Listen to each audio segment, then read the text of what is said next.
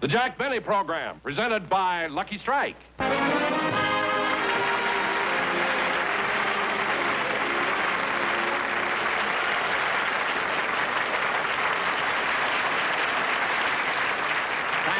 Thank you very much, ladies and gentlemen.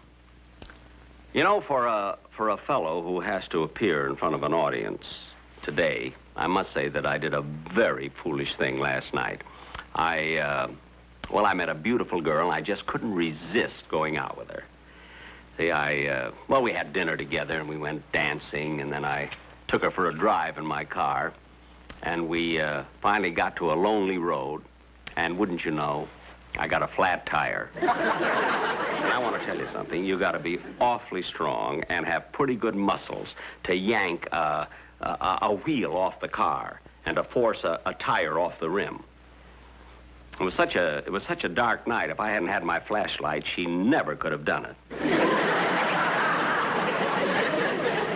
Of course, I only met her last night, and I never dreamed that she was a mechanic. I thought that the monkey wrench that was hanging from her wrist was on a charm bracelet.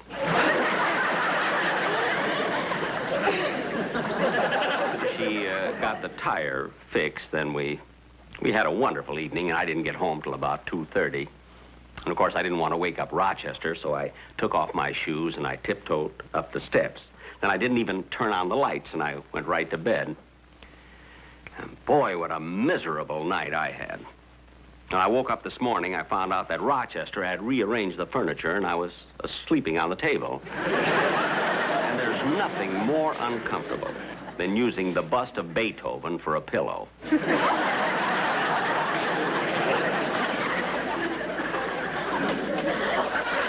But even though I'm a little tired now, tomorrow I'll be all right, because I'm always relaxed. I always feel fine the day after a show. As a matter of fact, every day after a show, that's when Rochester and I sort of relax and lounge around on the patio at home.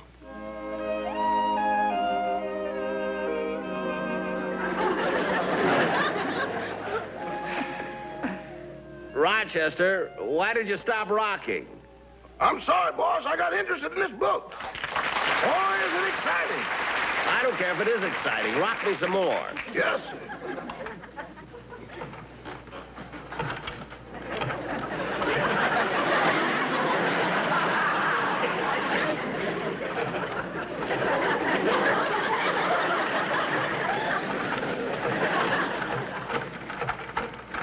Rochester, there's a fly on me. Fan it away. Yes.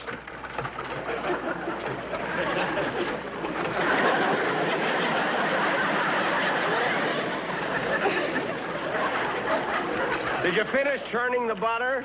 Not yet. Well, churn it. Yes.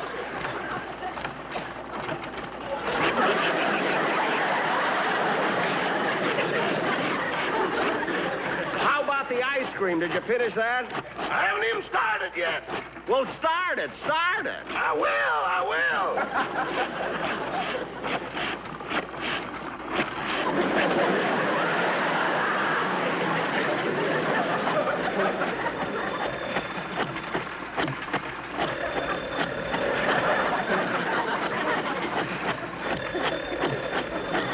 Why don't you answer the phone? It might be a quiz program, and I hate to leave all this and go to Honolulu. Don't be funny and answer the phone. Yes. Hello? Yes? Fine. Goodbye. Who was it? A man down the street, he wants a pound of butter and 2 quarts of ice cream. You see, Rochester, I just thought of it this morning. And already we got an order for a pound of butter and 2 quarts of ice cream. And you thought my little scheme wouldn't work. I didn't say it wouldn't work. I said it wasn't fair to put our phone number on the back of that Carnation milk truck. Well, business is business. Now rock me some more. Yes.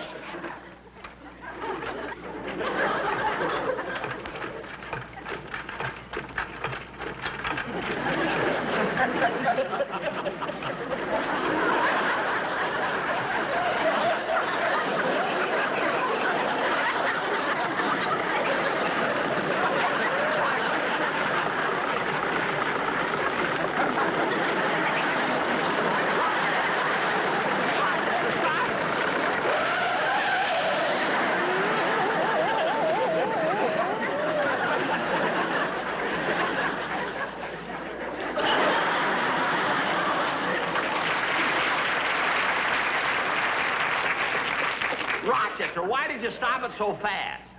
Just a minute, boss. I'll get a ladder and help you down.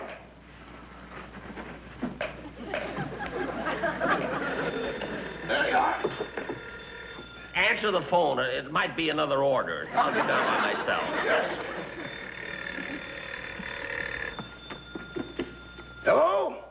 Mr. Benny's residence stars stage, screen, radio, television, and now rehearsing for Tarzan the Apes. Oh, hello, Miss Livingston. Yes, he's here. Just a minute, I'll call him. It's for you, boss. It's Miss Livingston. Oh, okay. Hello, Mary. This afternoon? No, I'm busy. Yeah, I got a golf date with Bing Crosby and George Burns. What are your plans for tonight? I haven't any. Would you like to see a movie? Okay, so would I. No, don't come here. I'll come over to your house. Your television screen is much bigger. Mary.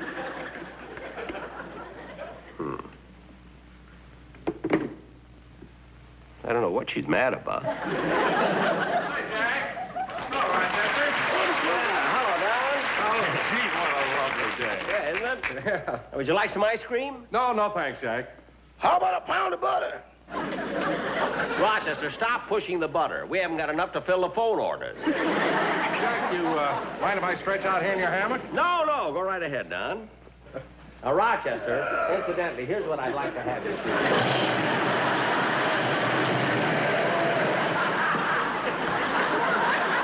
Rochester, come on, help. Don.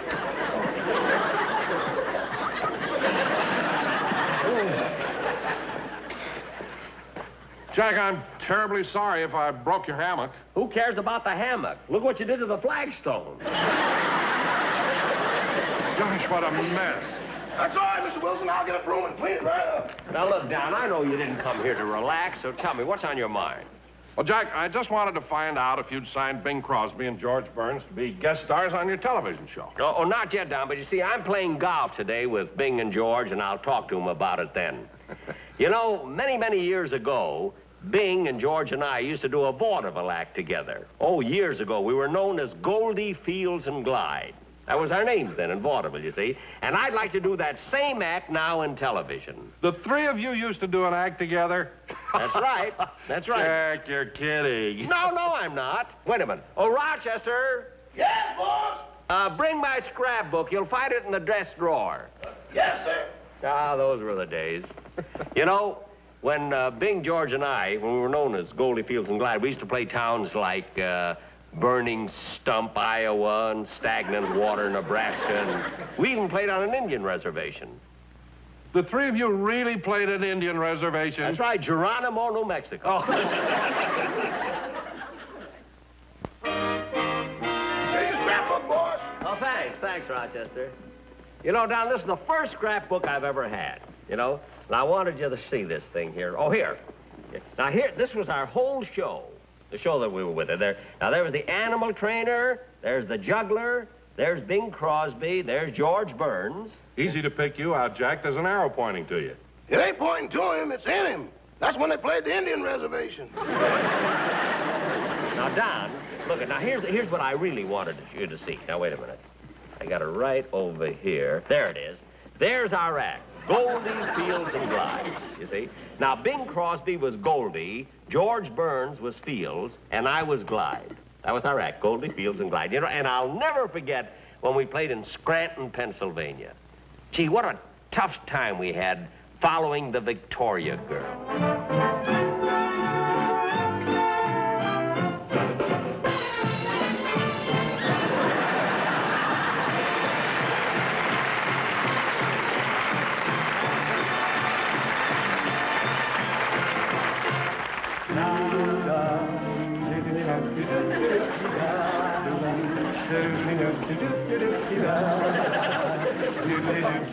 Oh, hear the steamboat whistle blowing. Honey, don't cry. When you know it's time for going. For me, dear, don't sigh. When when the silvery moon and shine, way up in the big blue sky, then you know my heart am pining for you, dear, don't cry. My heart will pine for you when the toil of day is through. Every little star gleaming from afar will be shining just for you, my little honey. My heart will pine for you when the toil of day is through. We'll be roaming in the gloaming, in the gloaming, we'll be roaming, oh, my honey, I will pine for you. Bum, bum, bum, bum.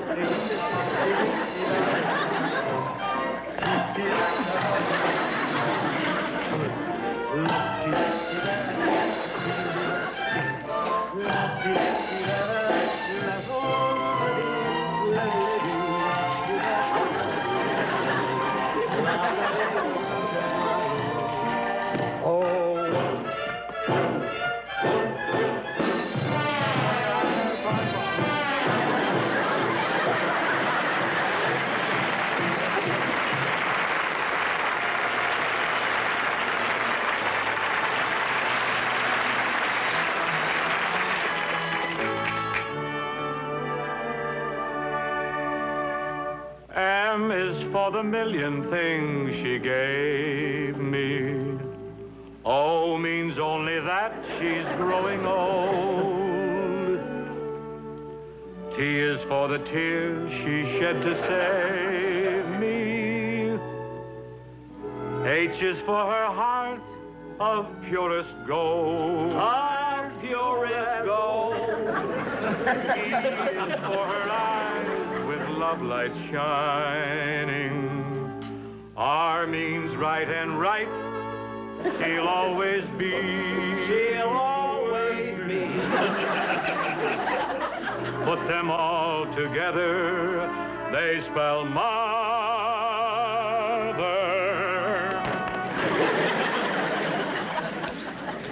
A word that means the world to me.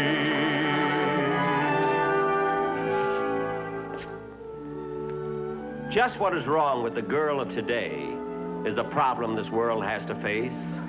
They blame it on this and they blame it on that, but they don't seem to get any place. Ah, it isn't the lipstick, the cocktails, the jazz that causes the girlie to fall. It's the mother who says if you're not home at 10, why, you don't have to come home at all.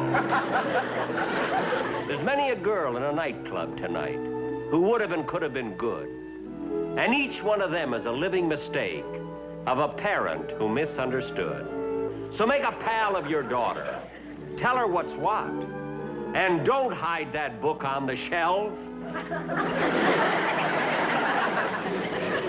For it's the girls who are wise to the ways of the world that make it tough on guys like myself. Together they spell mother, a word that means the world to me. Them all together they spell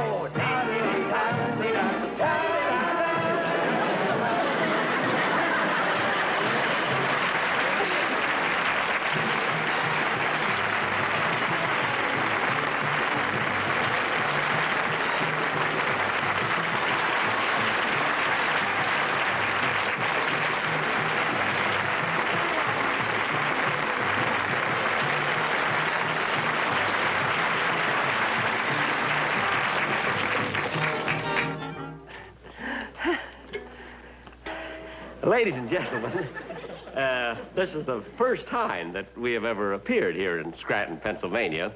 You know, the three of us were born in New York, but you were such a wonderful audience that if we ever have a chance to be born again, we'd like to be born right here in Scranton.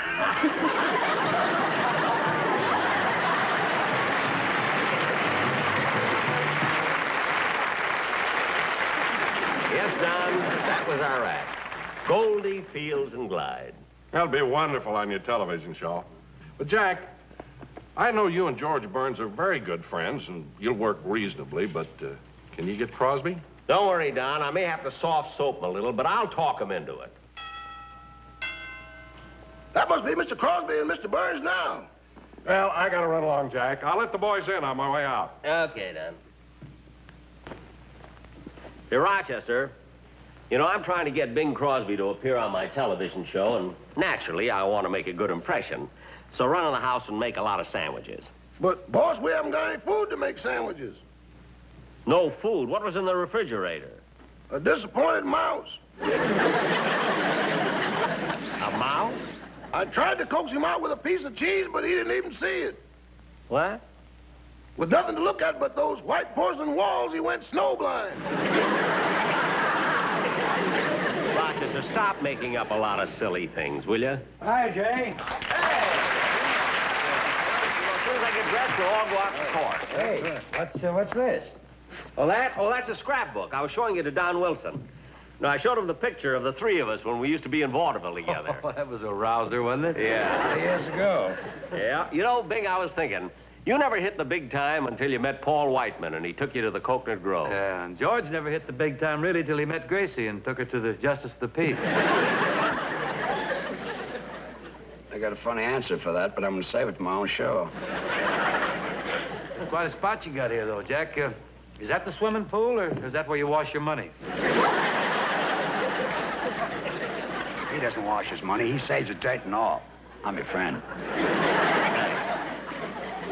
Look, fellas, while you're here telling jokes, I'm going inside and change clothes so we can go out and play golf. Oh, Rochester, see that Abbott and Costello are comfortable. Yes, I'll fix him some refreshments. Bing, I got a hunch the reason for this golf date is that Jack would like to use us as guest stars on his television show. Oh, no, that's not for me. They tell me Jack pays practically nothing for guest stars. Oh, he pays big money. He does? Sure, he's the only one that's got those old dollar bills left. I wonder what Jack would want us to do on his show. I don't know about you, but I know he'd want me to sing. Oh, well, in that case, I better squeeze in a song right now.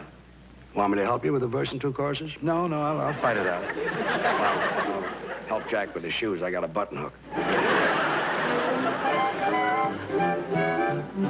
If I am fancy free and I love to wander, it's just a gypsy in my soul.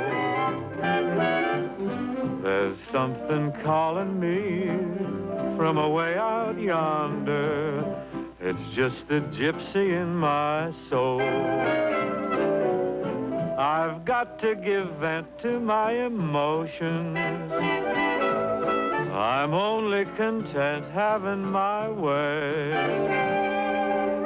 There is no other life of which I'm fonder. It's just the gypsy in my soul. No cares, no strings. My heart's on wings.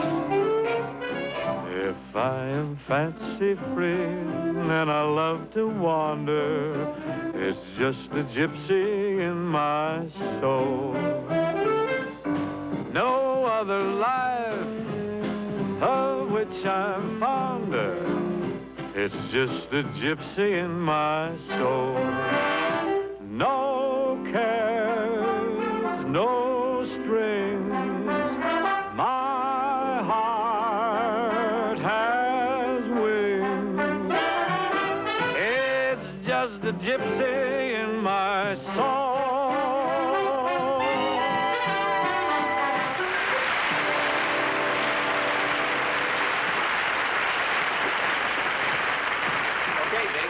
Oh, fine. Where's George? Oh, he's waiting for us out in the car. Well, let's go. Oh, wait a minute, Bing. You see, the reason I asked George to wait for us in the car is, well, because I wanted to talk to you about something alone. Well, what about? Well, sit down.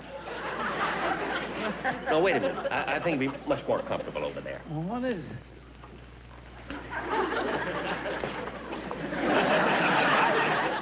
That's it.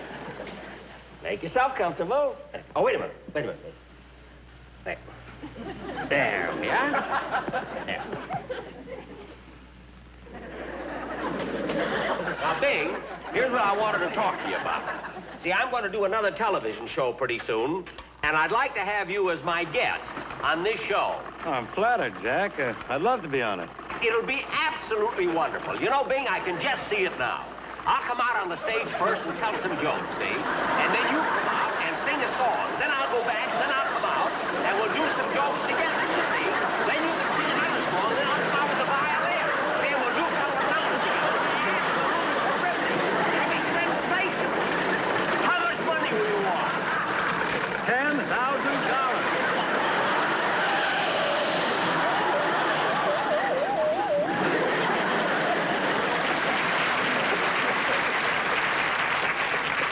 Hey, Jack, come on, get me down out of here. I'm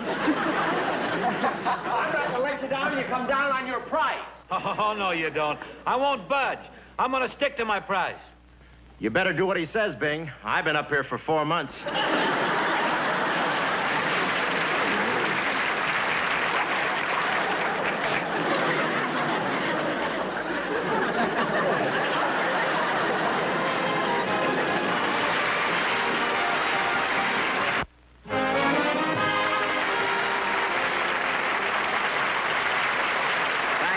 Thank you very much, ladies and gentlemen. Well, that ends another television show. And I must say it's been a lot of fun working with so many great artists, I mean, in one show. You take Bing Crosby, for instance. Now, there's a fellow who really amazes me. I mean, he's so relaxed and nothing seems to bother him. How a man can have that much money and be so calm, I'll never understand. I know I'm a wreck. George Burns, of course, George is the closest friend that I have in show business. We've been friends for, many, many years. As far back as I can remember. And George is a wonderful fellow. I mean, he's so modest. He's never let the fact that he's a close friend of such a big star go to his head. That's what I like about it. And of course, Hope, Bob Hope, that little scene we did up on the tree. You see, he wasn't supposed to be on this show at all. We borrowed the tree from Paramount Studio, and Hope happened to be in it. So we let him stay. You see, between pictures, Hope is a woodpecker. Well, ladies and gentlemen, this was the final show of the season. And we'll be back again in the fall, September 23rd, to be exact. So good night, everybody, and a very happy vacation.